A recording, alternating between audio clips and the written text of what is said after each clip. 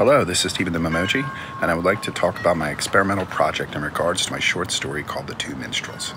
First off, the cover is being created as we speak, as I'm finishing up the final details for The Two Minstrels, ebook and hard copy release. It should be ready in a few weeks or so. What you're about to watch is a series of short excerpts put together in a complete series. You can watch each individual series in my playlist titled The Two Minstrels. I created a memoji, hi, that's me, named Stephen the Memoji, to narrate while animating the words in a pseudo mid-Atlantic accent. There will also be an audiobook version that you can listen to coming within a few weeks. I hope you enjoy this experimental endeavor of having a memoji narrate my short story. Happy holidays, and wishing everyone the best in life. Respectfully yours, Stephen the Storyteller. Enjoy The Two Minstrels.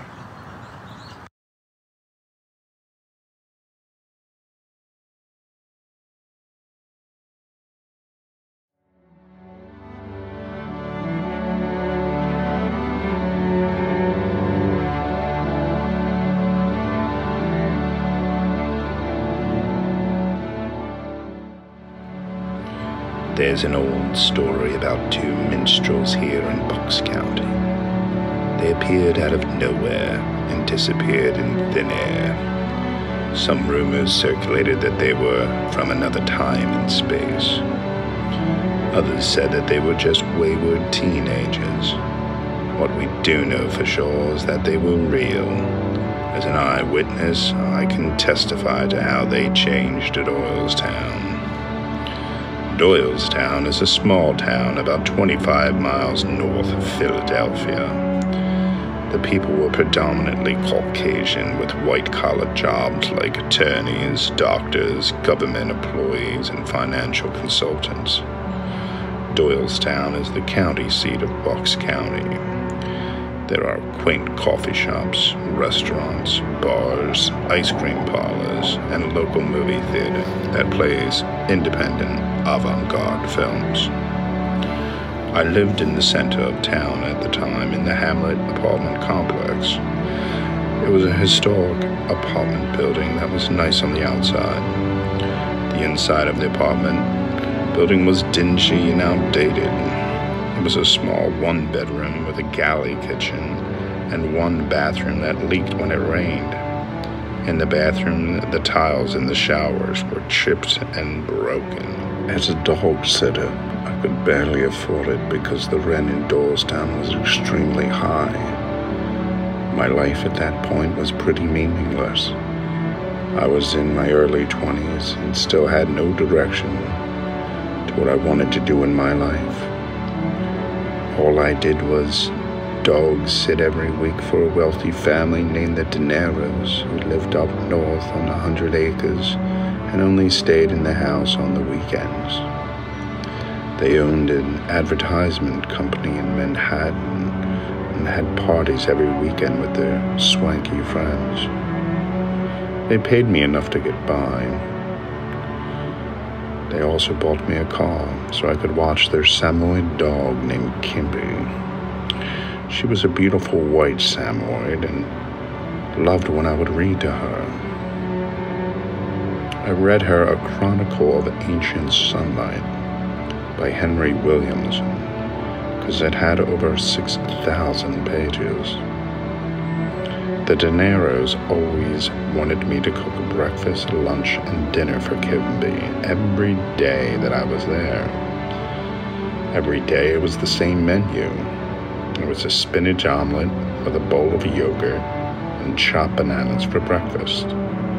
I sliced a Honeycrisp apple with 2 tablespoons of Crazy Richard's peanut butter for her lunch. For dinner, it was boiled chicken with brown rice. Before I went home, I would leave Kimby with a bowl of unsalted, butter-free popcorn. It was not a bad job now that I look back on it. When I first heard the mysterious sound of the two minstrels, it was when I woke up after a long night at the corner bar called the Kegger. The Kegger was not your typical small-town white-collar bar where everyone is singing songs by Journey. They played the Kentucky Headhunters, Wet Willie, Drive-By Truckers, and Black Oak, Arkansas. The Kegger only had 2 beers on tap. One was Natty Light, that tasted like water and smelled like a moldy basement. The second was Narragansett Lager, which was the top shelf. The crowd was rough and gritty, but I liked the authenticity of the patrons. My head ached from drinking too many cheap beers at the Kegger. The hamlet was an old building that had no air conditioners. I remember getting out of bed to turn off the cheap electric fan that I propped up inside the window. As I drew the curtains, I heard mysterious-sounding music. It sounded like whale calls from some heavenly stringed instrument coming from Tritone Park across the street. Tritone Park was a small park that was right behind the hamlet. It was just a patch of grass with 2 concrete benches and a mural of William Whiteley. William Whiteley was famous only because his great-grandfather Horatio, 80 years ago, saved the banks in Doylestown, which has a bank on every corner. The banks lost all their money during the Great Depression because of their risky financial investments, and Horatio saved them by buying up all their bad debt. William was just an old white-collar man who inherited a bunch of money from his family. Just nothing all day but just watch the stock market. When I looked out the window, I saw 2 women. The first woman dressed in a purple tunic. The second woman dressed in an ivory tunic. They had flowers around their head and faces painted in pink and blue ink. I blinked twice, scratched my head, and thought to myself, I must be dreaming. I was curious to go outside and meet the minstrels, but I had just woken up. I need to eat some breakfast and get washed up. My breakfast consisted of the same food that I made for the Daenerys dog, Kimby. I made an extra portion for myself. This way, I saved money on food. When I went into the kitchen to make my spinach omelet, I continued to hear the mysterious sounds coming from outside my bedroom window from Tritone Park. It had startled me and put me in some kind of trance. I wanted to go check it out. I threw on some old ripped-up jean shorts, grabbed a t-shirt, put on my sandals. I headed out the door. Who knows what I was thinking at that time about being so whimsical to meet these 2 minstrels. My heart was racing as I started to sweat. I ran down the first hallway in my apartment complex and jumped down the steps that led to the next floor. As I turned the corner, I crashed into one of the tenants. Of course, it was a tenant who I tried very hard not to run into him daily, let alone knock him over. His name was Felix. He lived there since he was a teenager. His parents died in a car crash when he was 18 on the 4th of July and left him a decent-sized trust fund for the rest of his life. Felix thought he was a Don Juan and a gift to women. He never had to work for a living, so all he did was all day was play in a horrible rock and roll band named Skillet.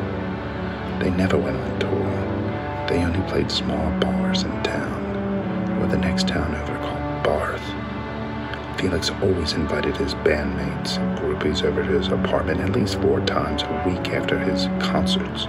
They were loud and crazy. The Doylestown Police Department knew Felix by name because his fellow tenants always filed complaints about the noise. As I fell to the floor, colliding with Felix, I saw a bright, flashing yellow and white light. I hit my head on the corner of the wall. All of a sudden, I was covered in my blood.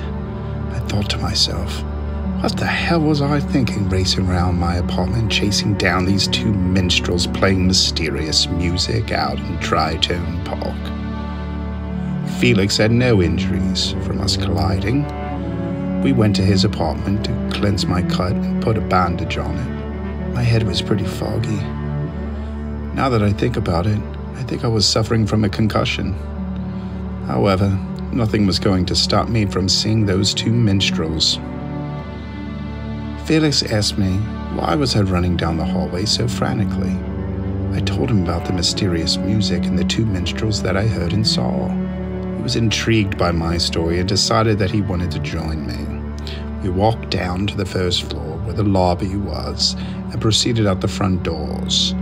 When we got inside, much to my surprise, there was no music and no minstrels in tunics playing any music. Felix turned his head and gave me a look of death. After all, I knocked him over in the hall. He had to clean up the cut on my head. And now the reason I told him while I was running to hear the mysterious music and see the two minstrels looks like some made-up story. Felix said that I should get some rest and sleep it all off. At that time, it sounded like a good idea. I went back to my apartment to continue with my daily routine of making myself a spinach omelet for breakfast. Oh, my head was still in a fog after colliding with Felix in the hallway. I could not get that mysterious-sounding music out of my head. Was driving me a little stir-crazy. I looked in my refrigerator and noticed that I had no spinach left. I only had one egg left, so I decided to break my daily routine and make myself an egg and cheese sandwich on an English muffin. I sat down in my little space that I call a dining room, which is 4 crates stacked upon each other, covered with a paisley sheet that I bought from a thrift store. While eating my sandwich, I began to hear those strange sounds again coming from outside my bedroom window at Tritone Park. This time I remained calm and collected. I figured it was not worth getting excited and hurting myself by running outside to meet these minstrels. So I finished up my sandwich and went to my leaky ceiling bathroom to see how this cut on my head was doing. The injury was just above my forehead. Even though it bled like crazy, it was not that big of a deal. I knew that I could manage cleaning and dressing it without going to the hospital. I had no health insurance. Going to the hospital was expensive. I had no savings account. I lived paycheck to paycheck. It worked out all right for me for that time. If there was any emergency that would happen, I would be in trouble. My family did not have any extra money to help me out. They both worked at caring children. It was a daycare service where the pay was not that good. We never really owned our own home. We always had to rent. When the landlord raised the rent, we had to find another place to live. Even though my family did not have much money, they made up for it, teaching me how to be a good person, and gave me a solid education. Walking out of the bathroom, I still heard the strange sounds of that music coming from Tritone Park. I walked to the bedroom and looked out the window. Lo and behold, the minstrels were out there playing their instruments. The girl in the purple tunic was playing an instrument. It was a bowl with a cylindrical neck and metal rods. It had about a 12-inch diameter as she was using a bow. The other girl, dressed in the ivory tunic, was playing something that looked like some old harp. It was wooden, with an arched sounding box. It had 7 strings. She was using a pick as she was strumming and plucking it. I sat there and listened for about 10 minutes. I decided that I had to go outside and meet them, gingerly this time. As I slowly made my way downstairs, then walking out the door, the minstrels were gone for a second time in a row. Frustrated and disillusioned, I wanted to ask someone if they heard any strange music or saw anyone in Tri-Town Park playing some mysterious instruments. The first person I saw in the lobby was Aldo. Aldo Mondelli had lived in the hamlet for about 2 years. I only ever saw him in the summer months. His mainstay was in Turin, Italy. He was an advisor for Fiat, which was an Italian car company. I always saw him with some middle-aged women with blonde hair and blue eyes. I thought he was just a successful single guy with good looks and lots of money. Yet, Felix told me that Aldo had a wife and 7 children back in Turin. Whatever the case may be, he was a reputable source and of sound mind. I walked over to ask Aldo about the music and the minstrels. Right away, I took note of what he was reading. He was always reading the same book in the lobby on a Saturday morning. It was the Meditations of Marcus Aurelius. I knew the book well because my parents would read quotes from it at the dinner table before we ate. The saying still sticks with me to this day. Very little is needed to make a happy life. It is all within yourself and your way of thinking. I asked Aldo if he happened to hear any strange music or see anyone in Tri-Town Park this morning. He told me that he just came down to the lobby to read as he does every Saturday morning, and that it has been as quiet as a church mouse. He paused for a second and noticed the small bandage on my head. He asked me if I was feeling okay. I told him I was feeling fine and how I collided with Felix running down the hallway. I explained how I saw 2 minstrels from my window playing some ancient instruments in Tri-Town Park. Every time I go downstairs to meet them, they are gone. I wanted to see if anyone else has seen or heard them. Aldo looked at me with a puzzling look and sharply told me that he did not see any minstrels playing any ancient instruments. If he did, he would let me know. He went back to his typical Saturday morning routine of reading his book. I remember that at this point I was feeling perplexed, that maybe somebody put hallucinogenic in one of my beers last night at the kegger, or perhaps my timing was just off. But when I go outside, the minstrels either take a walk or grab a cup of coffee. I don't know where they go, but I know one thing for sure, that my typical Saturday morning routine of going to the Spin Cycle, our local laundromat, and to Davidson's, our local supermarket, was not happening that day. I was on a mission to find these 2 minstrels who woke me up with that beautifully haunting music. So I left the lobby where Aldo was reading, and I went back upstairs to my apartment to take a shower before my little mission began. I remember I got to my apartment and hopped into my busted-up shower. I began to start washing my hair. I had to be cautious not to get the bandage wet. But once again, in the distance, I heard the strange music of the minstrels. This time I heard it from the small window in my bathroom. The window was cracked and had duct tape on it because my friend Cassidy slammed it shut too hard last winter. Cassidy was a local football hero and relentlessly damaged everything he touched. He was too strong for his own good. One of the most awkward and clumsiest people I've ever known. The only reason we were friends was that Cassidy needed help with English composition in high school.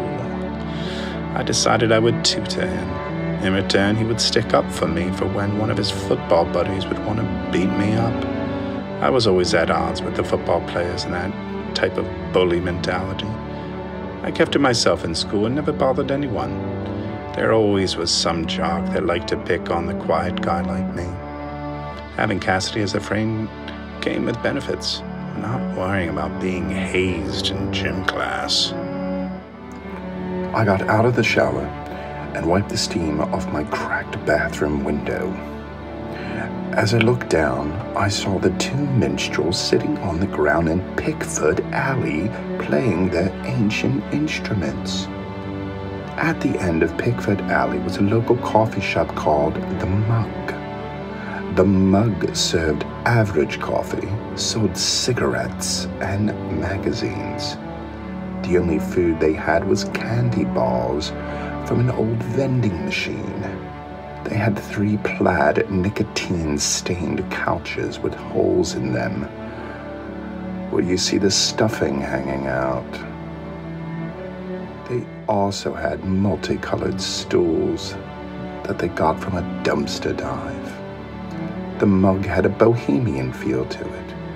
It was a place where you could discuss real issues like class warfare and social injustice. The town council hated this place and would love to have it to be closed down. The owner is an old lady named Daisy. She has been there since the 1960s. I got myself dressed and ready. I was anxiously waiting to see if the two minstrels would be there in Pickford Alley. By the time I got there, I thought to myself, if they are not here, someone at the Mug must have seen or heard them. It's not an everyday occasion that you see two minstrels in tunics. Not to mention having flowers on their heads and painted faces, playing ancient instruments that sound like whale calls coming from heaven, for God's sake. Out the door and ready to go, I leave the Hamlet apartment building. I look down Pickford Alley for the 3rd time, and the minstrels were nowhere in sight. No music, no mystery, just the alley I've walked down 1,000 times. Where could they be? Have I been drugged? Perhaps I have a mild concussion from grabbing into Felix. I know that I'm not crazy because I saw them 3 times by now. I decided to go into the Mug and ask some of the local coffee bums. Opening the door to the Mug, my body started to tingle. All the hairs on the back of my neck were standing straight up. I felt something different as soon as I heard the brass bells hanging from the doorknob that rang every time a customer walked in. Ding. The song "Oh Death" by Doc Boggs played on the record player in the corner of the room.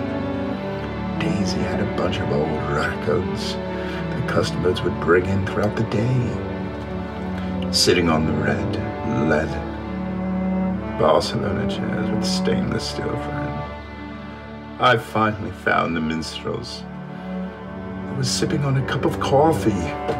I knew I wasn't crazy. I knew they were real. I hid my excitement and casually walked over to the barista and ordered myself a cup of coffee. After ordering my cheap coffee, I sat down on the Barcelona chairs across from where the minstrels were sitting. I started a conversation by introducing myself and asked them what kind of instruments they played. The girl in the purple tunic told me that she played a waterphone that she found in a thrift shop when she was in Oakland, California. The other girl explained that she played a cithara. She bought at a bazaar while on vacation with her parents in Athens, Greece. I told them that I heard them playing earlier this morning and that the music was beautiful. They responded with a humble thank you. began to tell me who they were and their mission. The girl playing the waterphone explained that her name was Cloud. She told me her purpose on the earth was to be a silver lining to anyone experiencing a dark time. The other girl chimed in and said that her name was Gardenia, and that her purpose on the earth was to bring sweet and joyous feelings to everyone she came across. I never thought to think about what my purpose in life was all about. My curiosity wanted to know how the minstrels knew so much about themselves. Gardenia told me that she met Cloud at the California College of Art. They were in a dudist group together, and they would meet every Friday night. The Wikipedia definition of dudism states that dudism belief system is essentially a modernized form of Taoism, stripped of all its metaphysical and medical doctrines. Dudism advocates and encourages the practice of going with the flow, being cool-headed and taking it easy in the face of life's difficulties, believing that this is the only way to live in harmony with our inner nature and the challenges of interacting with other people. It also aims to assuage feelings of inadequacy that arise in societies that place a heavy emphasis on achievement and personal fortune. Consequently, simple everyday pleasures like bathing, bowling, and hanging out with friends are seen far preferable to the accumulation of wealth and spending money as a means to achieve happiness and spiritual fulfillment. I found that interesting and wanted to know more about the minstrels. After they explained their philosophy, they withdrew from sharing any more personal information with me. They said it was irrelevant and misleading to what their purpose was on earth. They explained that they were here to help people that were suffering from the bondage of illusions.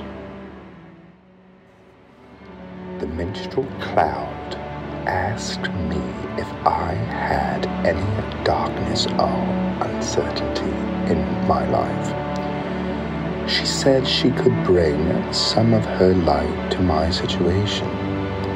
At this point, I was feeling enthralled in the presence of these two mysterious people. I thought to myself for a brief moment. I told them that my life felt meaningless as I plodded through the mundane aspects of my life. Gardenia looked at Cloud and started packing up their belongings. They grabbed their instruments and walked out the door. I was in a daze, and I wanted to know more about them. So I decided to follow them out the door and see where it was that they were going. I wondered why they just walked out after I told them how my life was so meaningless and mundane. As I followed them on to the street, I noticed something very peculiar. Everyone that passed walking by who had a frown, suddenly had a smile. And there were lots of frowns in Doylestown. The minstrels must have had some kind of fairy dust that magically made these people happy. I did not want them to notice me, so I walked some distance behind them. They walked a few blocks and then made a right onto Pike Street. Pike Street was right in the center of town. It was a place that had reading rooms, internet cafes, and 3 bookstores. It was the kind of street where all the teenagers hung out to socialize and discuss political and philosophical ideas. When I was rounding the corner, I saw a young child running down the sidewalk on the other side of the street. She had long, curly blonde hair and was wearing overalls with no shoes on her feet. She had a smile on her face that stretched from ear to ear as her head was bobbing along. What happened next was nothing short of a miracle. And it was all because of those two minstrels. The young girl running on the sidewalk decided to jump off the sidewalk and into the street. There was a big black truck only a few meters away, speeding down Pike Street. And it was on course to hit the child and had no way of slowing down because it was going way too fast. Typical of Doylestown, they drive way too fast. At that time, I wish I was closer, so I could have saved the child from getting hit. When out of nowhere came one of the minstrels, I do believe it was Cloud, who suddenly jumped into the street and saved the young girl. The big black truck never stopped to look at what had happened and continued to just speed down the road.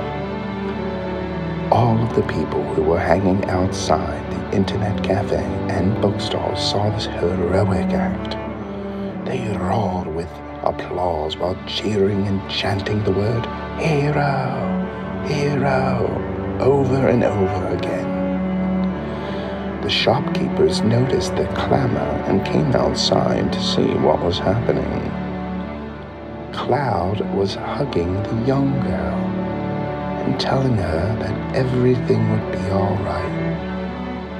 Her parents came running down the street looking for their child. They came up to Cloud and thanked her for saving her life. Her parents were a block away, and they saw everything that happened.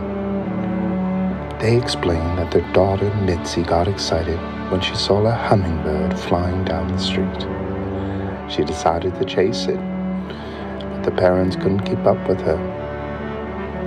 Cloud explained that Mitzi was a magical person because she chased the hummingbird, who symbolizes joy and happiness. The hummingbird spirit animal is there to help and guide you. When I overheard Cloud explain this to the parents, I thought to myself, they're going to have a hissy fit and accuse Cloud of being some kind of crazy person. The outcome couldn't have been any further than my assessment. The parents started crying and repeated the words, "Thank you, thank you, thank you," over and over and over again. Once again, I find myself in amazement at the mysteries surrounding these two minstrels. What happened on Pike Street reverberated throughout the town. The heroic act of the two minstrels created such a stir that everyone was wondering who they were. Lauren Stiles was in town, the reporter from Channel 11 News. She was grabbing a cup of coffee when she heard all the commotion outside. She was always up for a great story, so she ran outside to see if she could get anyone to answer her questions. She saw the minstrels and were walking away from the clamor down the street, heading towards St. Blaise's Church. She finally caught up with them. She asked Gardenia and Cloud if they would answer questions from her and be a part of her new story at 6 o'clock on Channel 11. They agreed. I was so shocked. St. Blaise Church was the Catholic church in town. It was an old church right across the street from Pine Park. I did not want the minstrels or Lauren Stiles to see me following them. My curiosity at this point was at a feverish pitch. It felt like my mundane life was just turned into some kind of movie set. There was no way I was going to miss anything that the minstrels were doing. So I climbed a tall Bradford pear tree in Pine Park, and I waited because I wanted to hear everything in this interview with Lauren Stiles on Channel 11 News. Lauren Stiles first asked the Minstrels who they were and what they were doing in Doylestown. Cloud introduced herself to Lauren and said that they were on a soul journey to bring hope and happiness throughout the land. Lauren asked, and how to accomplish that? Cloud replied by elevating minds and freeing their soul with our music. Music is the healing space between the notes. It creates a portal of sound to experience heaven on earth. I know it frees my soul, like when a fresh breeze glides over my skin. Gardenia added that she is here to bless the world and all who inhabit it with nutrients of infinity and eternity by unlocking their imagination. She continued to add that is why they play mysterious sounding instruments and dress in colorful outfits. Then Cloud asked Lauren some questions. Is there more to life than lone imagining? Is there more to live in endless wonder and poetic raptures of natural consent? Is there more to life than hearing the symphony of the birds and melodies of the singing rivers? Can you hear the whispers in the hills? Did you listen to the moonlight serenades? Have you felt the confession of silent fears falling from the sky like a song in the key of eternity? Before Lauren could answer any of her questions, Gardenia chimed, "Our work here is over. Our songs of light have guided us through another day of splendor. We are thankful for this blessed day of immortal amusement. Soon the moon will rise and the stars will be doorways to infinite lucidity. What a glorious feeling it was to dream under the stars where Socrates spoke, where Jesus roamed, where Moses fled, and where Siddhartha transformed into the Buddha." The news reporter looked puzzled as there was a silence between them for about a minute. The minstrels started playing their instruments. All of a sudden, a dense fog came creeping up behind them. It was so thick that it blocked my view from across the street. I climbed down the tree and walked across the street. When I got in front of the church, Lauren Stiles was the only one there. She appeared to be in a trance-like state. She turned to me and said, "What happened? Where am I? Who are you?" I remember her, that she interviewed two minstrels who saved a young girl from getting hit by a truck. I told her that I was a witness. I followed them here to listen to you interview them. She looked at me with a furrowed brow and told me I was crazy. She then walked back up the hill to her news van. What came to pass in the end was that everyone except me lost all of their memories when it came to the two minstrels. The interview in Channel 11 News never happened. No one on Pike Street, in the mug, or living in the hamlet had the recollection of anything that happened that day. I stopped telling this story to people because they never believed me. I knew what I saw and heard was real. As I sit here drinking a cup of coffee and finishing up this little story about the two minstrels in Doylestown, I feel thankful to have them in my life. Life is a mystery. You should always have an open mind. You never know when two minstrels wearing tunics playing the cithara and a waterphone come into your life and change your perspective about life.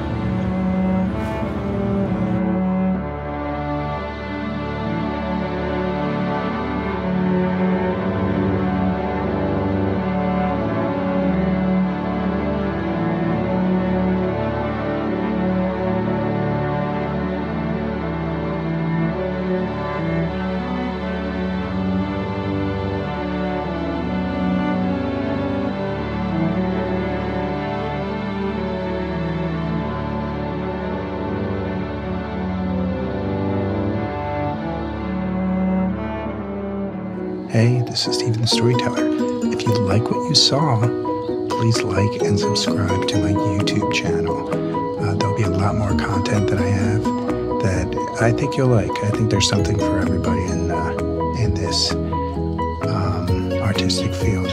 So thanks again for watching and have a wonderful life. Bye.